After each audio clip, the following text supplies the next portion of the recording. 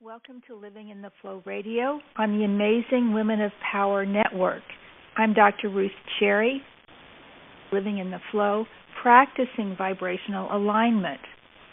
Last week we talked about our human center and our eternal center. In each one of us, we have a part of us in our human center that I call the controller. The controller takes care of business, helps us show up for our appointments on time, knows what's expected, dresses appropriately, and the controller always focuses on behavior. We have another part of us, our eternal center, the part of us that always has existed, always will exist. The eternal center, unlike the controller in our human center, is concerned with experience, with allowing experience.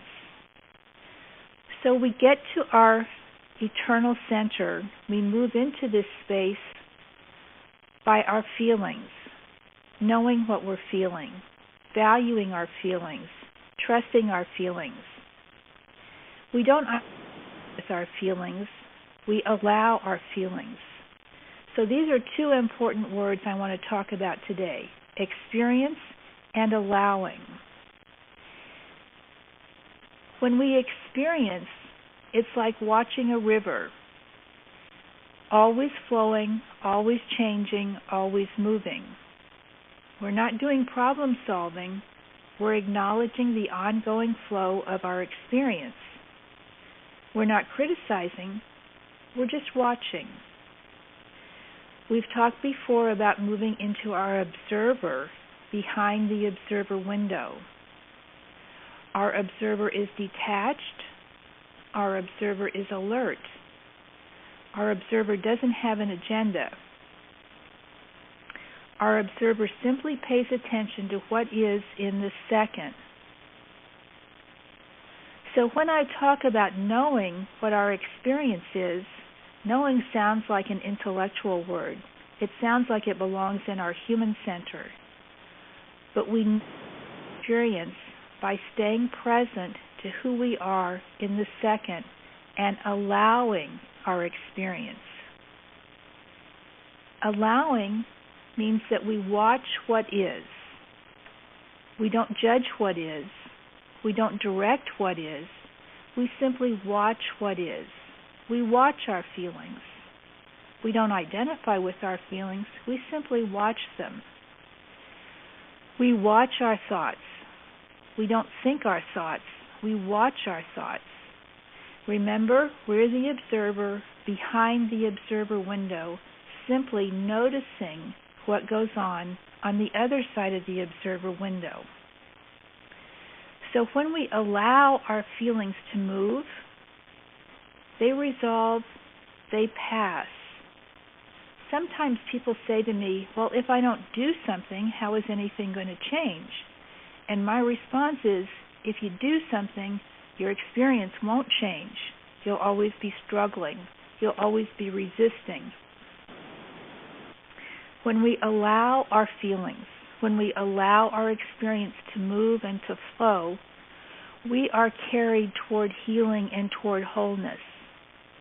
Now, I don't want you to take my word for this. I want you to experience this in your own life. Notice what happens when you're fighting with yourself inside. Notice how you never get resolved. You never get to where you want to go. You never get to that peace that you know exists in you. But notice what happens when you sit still, when you allow your feelings to be just as they are. Maybe you're angry. Maybe you're sad. Maybe you're joyful. It doesn't really matter what your feelings are. As long as you stay in your observer, behind the observer window, you notice your feelings, you watch them flow. And when you stay in your observer and you notice your feelings, they always resolve. They always shift and change. Sometimes you may have to do this for a while. Sometimes I've had to sit behind the observer window noticing my experience for an hour or an hour and a half. But at that time, naturally, I feel better. the heaviness lifts, the depression softens. I get a kind of clarity. And we experience clarity because we allow the universe to work when we stay behind the observer window, when we watch our feelings, when we trust our experience. The universe is always pulling us to wholeness. I'm going to say that again because this is so important. The universe is always pulling us to wholeness. In scientific terms, we talk about the unconscious. When we allow the unconscious to work, the unconscious brings us to healing and to resolution. We have to feel our feelings, which is sometimes uncomfortable and sometimes scary. Sometimes we have to feel our anger. Crying, feeling our anger, experiencing our feelings does not have anything to do with behavior. We don't take action. We don't make decisions. We simply acknowledge our feelings, we feel them, and then we watch what comes next. This is a momentary process. We stay present in the moment, in the second. We feel what is. At the same time, we watch what is. So we're behind the observer window, noticing our feelings. At the same time, we're experiencing our feelings. This is a wonderful skill to develop, to experience and to observe at the same time. So when I talk about knowing our experience, I'm talking about being present to our experience, allowing our experience, and letting the universe work in our lives. So that you're sitting on a riverbank, you're watching leaves float down the river. Put a thought or a feeling on every leaf that flows down the river. And then you just watch it flow down. Pretty soon it passes out of sight, and something else comes into sight. Another leaf, maybe a bigger leaf, maybe a different color leaf. So in this way, we don't judge our thoughts. We don't judge our feelings. I've heard some people talk about positive emotions and negative emotions. Feelings are feelings. We watch our feelings. It doesn't matter what they are. We stay in the observer, behind the observer window, and we watch. We don't identify with our feelings. We watch our feelings. We don't identify with our thoughts. We don't think our thoughts. We watch our thoughts. And as leaves on the river, feelings and thoughts always pass, they keep moving, and they change. So how does that happen, that we experience resolution when we don't do anything? Certainly in our human center, we do problem solving. We identify what we don't like, we make a decision, we take some action, we do something to solve the problem. Our inner worlds are not problems to be solved. Our inner worlds are to be experienced. Our inner worlds are to be experienced. So we don't need our intellect when it comes to experiencing our feelings, allowing the universe to work in our lives. Allowing is an interesting word, isn't it? It implies that we're not in control of the action, which we're not. It also implies that something greater than we are is, and that's also true. Infinite intelligence knows far better than we do what's best for us. Infinite intelligence knows better than what we need to let go of, what we need to release, what we need to allow, what we need to move into and to experience. So allowing is trusting. Allowing implies that we trust this wisdom greater than our intellects to pull us to healing. And we allow it to pull us to healing. We allow it when we sit still, when we move behind the observer window, when we look at our thoughts, We don't think our thoughts. We look at our feelings. We don't identify with our feelings. And thus, the universe is able to pull us to transformation. Transformation occurs as we allow our experience. So those are the two words for today, allow and experience. We allow our experience when we align with the wisdom of the universe and watch it work in us. We don't have to understand. We don't even have to like it. Sometimes the universe gives us gifts which are not easy or fun, but which are to our best, which we can trust, which we use to carry us. We allow ourselves to be carried. We stay behind the observer window. We notice our experience. We let the universe carry us. And all we do is practice stillness. I know this is challenging sometimes. I did a workshop on Sunday, and one of the women was having so much anxiety that she said she couldn't even sit in her seat. She had to get up and move around, and she did walk out during one of the meditations. The unfortunate thing about that is when our anxiety pulls us away from just acknowledging our experience, we never heal. We never get beyond that.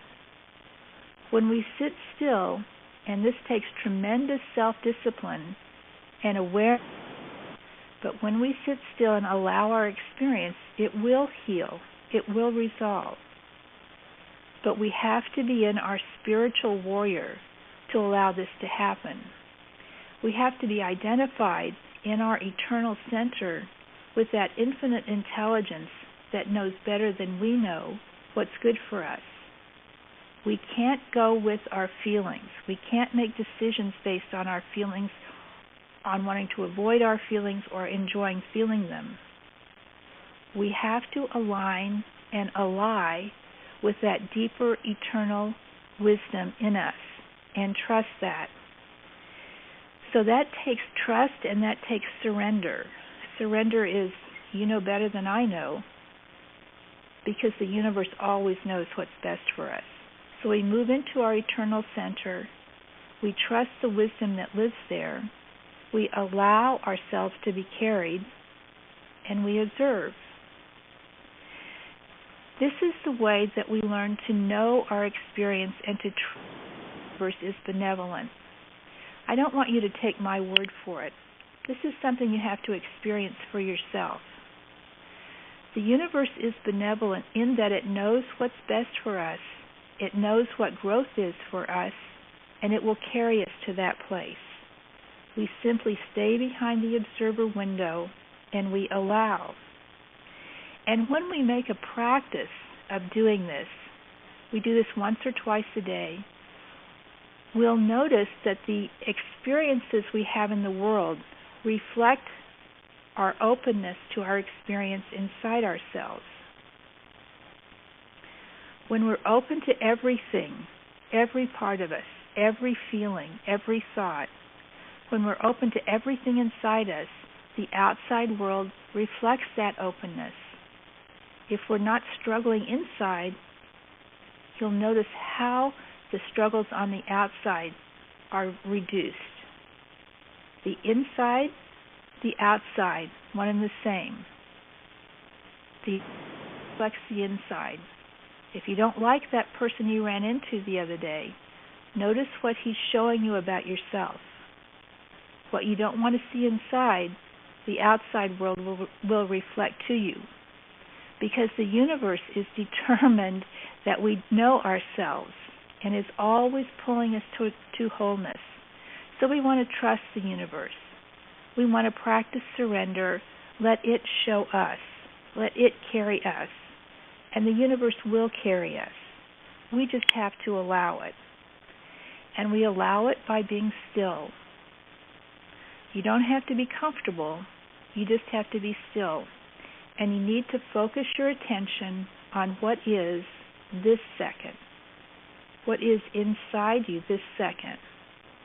Not what is in your thoughts, not what is in your head.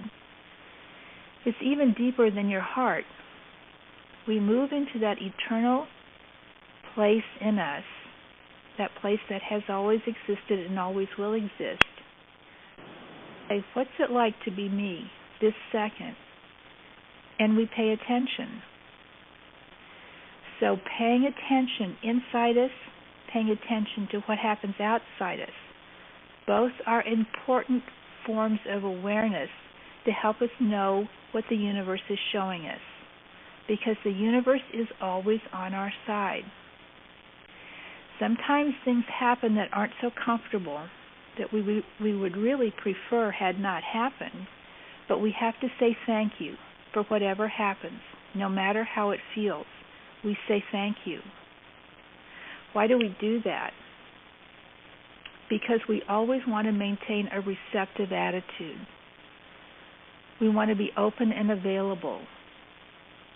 When we close down and say, I'm not going to feel that feeling, I only want to feel happy feelings, we're adopting a closed attitude towards life, towards the universe. We want to be open to everything, see how it fits for us, notice how it's really beneficial, and be grateful. Appreciation is a wonderful practice every day. Appreciating something, appreciating what you like, appreciating what you don't like. One of the wonderful things about practicing is appreciation is because it releases resistance. We're not resisting the universe when we practice appreciation. So you can find something small to appreciate every day. And that's my thought for this week. We've talked about allowing, we've talked about experience, we've talked about appreciation. I hope you enjoy practicing those things this week. Again, I'm Dr. Ruth Cherry. My book is Living in the Flow, Practicing Vibrational Alignment. It's available from Amazon. My website is meditationintro.com. If you want to contact me through there, you can. I hope you have a wonderful week. Thank you so much.